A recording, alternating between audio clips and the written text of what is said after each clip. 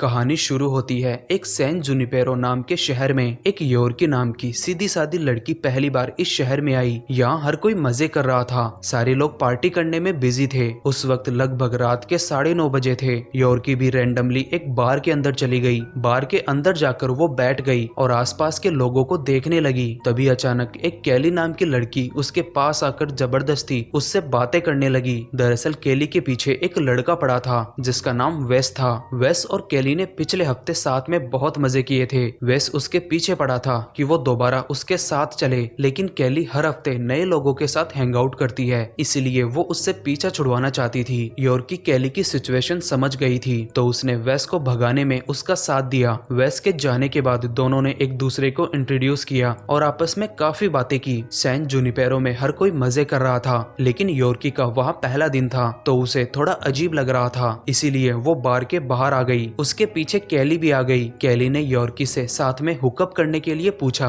लेकिन योर्की उस वक्त बहुत नर्वस और घबराई हुई थी। उसने कैली को ये कहते हुए मना कर दिया कि उसकी सगाई हो गई और कुछ दिनों में उसकी शादी है, तो वो ये सब नहीं कर सकती और वैसे भी उसे लड़की का लड़की के साथ करना थोड़ा अजीब लगता है। कैली उसकी फीलिंग्स को समझ रही थी। दोनों फिर अपने अपने रास्ते चली गई। इस बात को अब एक हफ्ता बीत गया। कैली फिर से सैन जुनिपेरो में आई। वहां आकर उसने नए लड़के को ढूंढा और उसके साथ सेम बार में हैंग आउट करती है। तभी वहां कैली को ढूंढते ढूंढते योर्की भी पहुंच गई। कैली ने भी उसे देख लिया। उसका मन तो था योर्की से बात करने का, लेकिन उसने पहले अप्रोच नहीं किया। आखिरकार कुछ देर बाद कैली को अकेला पाकर योर्की उससे बात करने गई। उसने पहले तो पिछले हफ्ते के लिए उससे माफी मांगी कि वो ऐसे ही चली गई। कैली के माफ करने पर योर्की ने उससे कहा कि उसे उसके साथ हुकअप करना है। कैली मान गई। फिर कैली उसे अपनी कार में बैठाकर एक घर में लाती है। दोनों एक दूसरे के साथ फिजिकल होती है। योर्की लेस्बियन थी, लेकिन उसका शाई नेचर होने की वजह से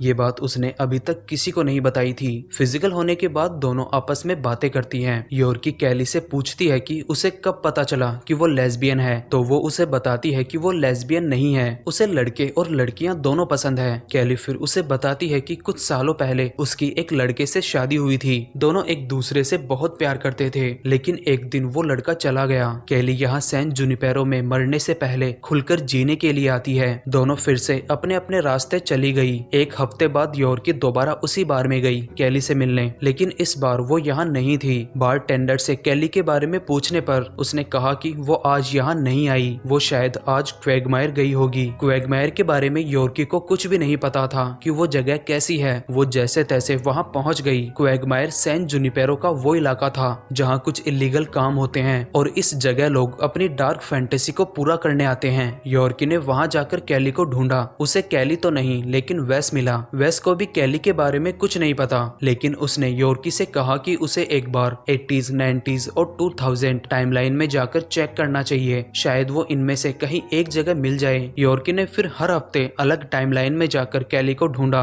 वो पहले 80s में गई, फिर अगले हफ्ते 90s में, लेकिन कैली उसे नहीं मिली। आखिरकार वो सन 2002 में गई और वहाँ उसे वो मिल गई। कैली योर्की को वहाँ देखकर खुश नहीं थी। योर्की ने उससे बात करने की कोशिश की, लेकिन कैली उस पर भड़क जाती है और उसे बोलती है कि हम बस मजे कर रहे थे, मेरा पीछा करना बंद करो। योर्की उसे पसंद करने लगी थी। कैली के ऐसा कहने पर उसे थोड़ा बुरा लगा और वो उसके पास से चली गई। योर्की के जाने के बाद कैली को भी अपनी गलती का एहसास हुआ कि मुझे उससे ऐसे बात नहीं करनी चाहिए थी। वो फिर योर्की के पास जाकर अपनी सिचुएशन बताती है। मेरे साथ जो पास्ट में हुआ था उसकी वजह से मैं किसी के साथ भी रिश्ता नहीं रखना चाहती। मुझे तुम सच में बहुत पसंद हो, इसीलिए मैं तुमसे दूर हो गई। मुझे नहीं पता मैं कितने दिन और जिंदा हूँ और कितने दिन यहाँ आ पाऊंगी। मैं बस यहाँ मजे करने आती हूँ। दरअसल सैन जुनिपेरो कोई असली शहर नहीं है, ये एक वर्चुअल शहर है जो क्लाउड स्टोरेज पर बनाया गया है। यहाँ लोग दो तरीके से आते हैं। पहला, अगर कोई मर गया है तो उसके दिमाग को एक चिप में स्टोर करके सैन जुनिपेरो के सर्वर पर डाल दिया जाता है, जिससे वो हमेशा हमेशा के लिए इस जगह पर वर्चुअली जिंदा रहकर अपनी जिंदगी के मजे ले सकता है। और दूसरा तरीका था यहाँ एक टूरिस्ट की तरह आना। यहाँ एक जिंदा इंसान भी आ सकता है, लेकिन उसे हफ्ते में सिर्फ 5 घंटे ही दिए जाते हैं। सैन जुनिपेरो एक इंसान को हर चीज का असली एहसास कराता है। इस वजह से लोग यहाँ आकर दोबारा अपनी जवानी और जिंदगी जीते हैं। कैली और योर्की भी यहाँ टूरिस्ट ही थे। उस दिन कैली ने योर्की को बताया कि मैं असल जिंदगी में मरने वाली हूँ, मेरे पास बस 3 महीने ही हैं, इसीलिए मैं यहाँ आकर थोड़े बहुत मजे करती हूँ। तो इस पर योर्की योर्की उसे बोलती है कि तुम मरने के बाद हमेशा के लिए सैन जुनिपेरो क्यों नहीं आ जाती। कैली उसे बताती है कि 2 साल पहले उसके पति की मौत हो गई, वो चाहता तो यहाँ आ सकता था। मैं उससे बहुत प्यार करती हूँ और पुरानी यादों के साथ मैं लंबे वक्त तक जिंदा नहीं रहना चाहती। कैली ने फिर योर्की से असल जिंदगी में मिलने की बात कही। योर्की पहले तो उसे मना करती है, लेकिन उसके बार बार कहने से वो मान गई। अगले दिन असल जिंदगी में कैली योर्की से मिलने निकली। कैली एक 73 साल की बीमार बूढ़ी औरत थी जो 3 महीनों में मरने वाली है। योर्की ने कैली को जिस जगह का पता दिया था वो वहाँ पहुँच गई, जो कि एक हॉस्पिटल था।